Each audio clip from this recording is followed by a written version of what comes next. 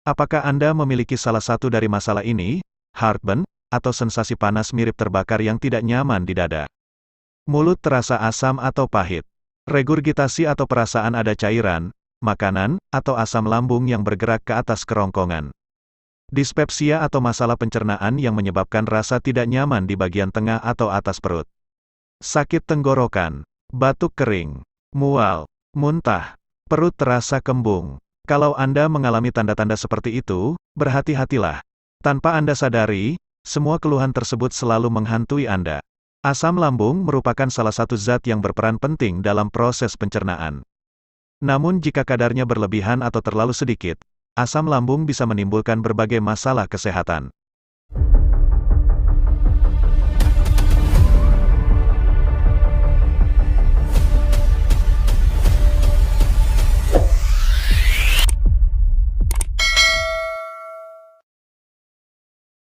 Asam lambung tinggi biasanya banyak dialami oleh orang yang tidak teratur pola hidup dan pola makannya.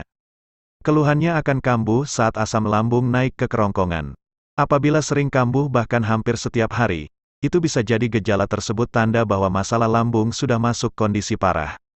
Pada saat asam lambung naik menuju ke kerongkongan, Anda mungkin akan mengalami gejala seperti perut terasa tidak nyaman terutama saat perut kosong, mual dan muntah, perut kembung, berat badan turun tiba-tiba, sensasi terbakar pada dada, mah dan diare. Selama ini penyakit asam lambung kerap diabaikan karena beranggapan bahwa nanti akan mereda dengan sendirinya atau dianggap sembuh dengan sendirinya.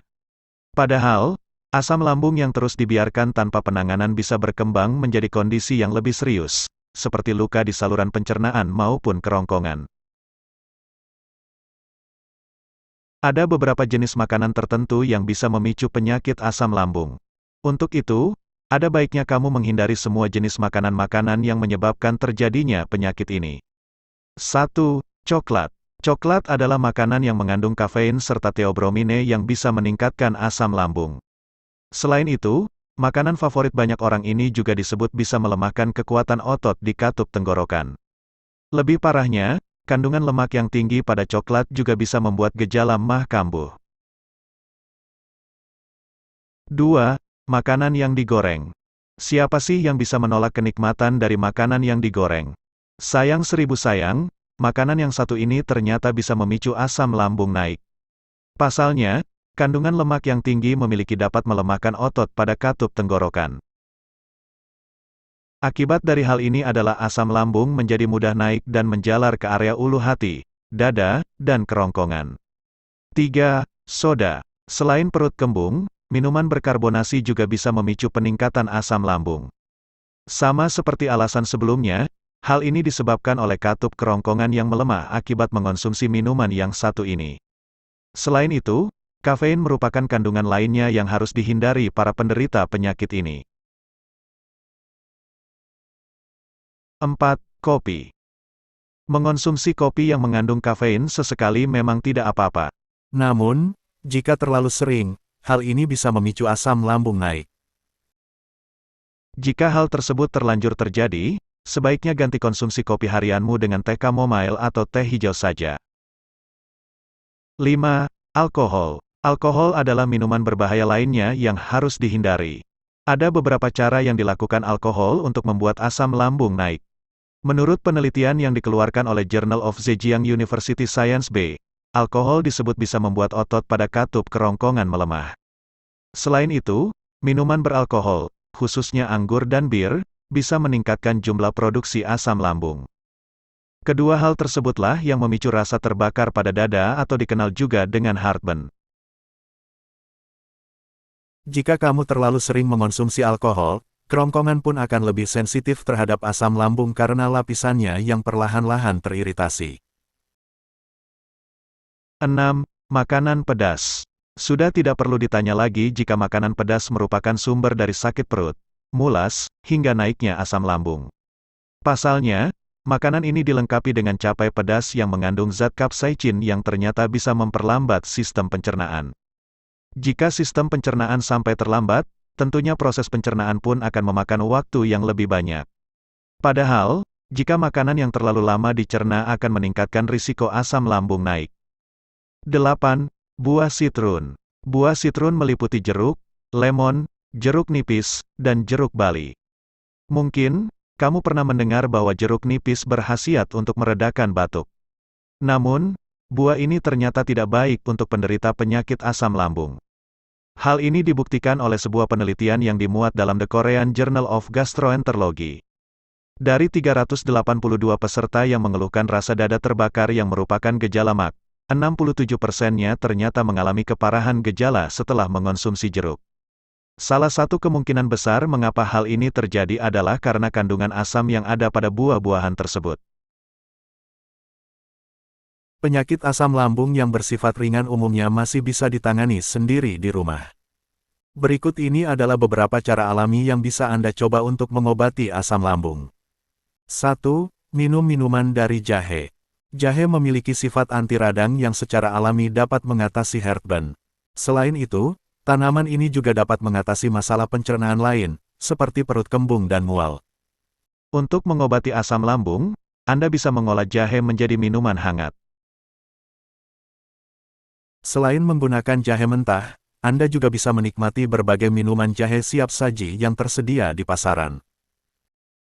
2. Akar manis. Licorice atau disebut juga akar manis diduga dapat meredakan gejala nyeri ulu hati atau heartburn akibat GERD.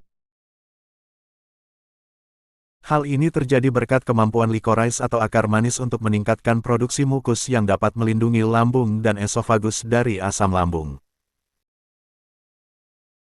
Tak hanya itu, kandungan zat di dalam licorice yang bersifat antioksidan dan anti radang juga diketahui bisa mengurangi pembengkakan, peradangan, serta luka di lambung dan kerongkongan akibat peningkatan asam lambung. 3. Mengunyah permen karet. Beberapa penelitian menunjukkan bahwa mengunyah permen karet dapat membantu mengurangi keasaman dalam kerongkongan. Terutama permen karet yang mengandung bikarbonat. Temuan ini menunjukkan bahwa mengunyah permen karet, yang memengaruhi peningkatan produksi air liur, dapat membantu membersihkan kerongkongan dari asam lambung. Meskipun demikian, hal ini tidak sepenuhnya mengurangi refluks asam lambung secara tuntas. Tetap diperlukan langkah-langkah lainnya guna menghilangkan refluks secara keseluruhan. 4. Tinggikan kepala saat berbaring. Gejala dan tanda refluks seringkali muncul pada malam hari, terutama jika kalian punya kebiasaan makan malam dalam porsi banyak dan kemudian langsung berbaring tidur. Jika sudah muncul gejala di malam hari, masalah ini tentu dapat membuat kalian sulit tidur dan akibatnya terjadi masalah pada kualitas tidur. Sebuah studi menunjukkan bahwa jika Anda mengangkat posisi kepala lebih tinggi, seperti bersandar, tanda dan gejala refluks asamnya bisa mereda. Hal ini tentunya dibandingkan jika Anda tidur dengan posisi kepala yang setara dengan tubuh. Selain itu, analisis studi terkontrol lainnya juga menyimpulkan bahwa mengangkat posisi kepala saat berbaring juga menjadi salah satu strategi yang efektif untuk mengurangi masalah asam lambung dan heartburn pada malam hari. 5. Berbaring di sisi kiri. Supaya masalah refluks asam lambung tidak semakin buruk di malam hari, selain mengangkat posisi kepala Anda, juga bisa berbaring di sisi kiri. Beberapa penelitian menunjukkan bahwa tidur di sisi kanan dapat memperburuk gejala refluks asam lambung di malam hari. Alasannya tidak sepenuhnya jelas, tetapi mungkin dijelaskan secara anatomi tubuh. Saluran kerongkongan memasuki perut dari sisi kanan. Maka dari itu, sphincter esofagus bagian bawah akan berada pada posisi lebih tinggi di atas batas asam lambung ketika saat Anda tidur di sisi kiri. Sebaliknya, saat Anda berbaring di sisi kanan, asam lambung yang posisinya lebih tinggi akan menutupi sphincter esofagus. Kondisi ini pun dapat meningkatkan risiko asam lambung bocor melewati saluran tersebut dan terjadilah refluks asam lambung. Jika tanda dan gejala naiknya asam lambung tak kunjung mereda dan justru memburuk, sebaiknya segera konsultasikan ke dokter ya.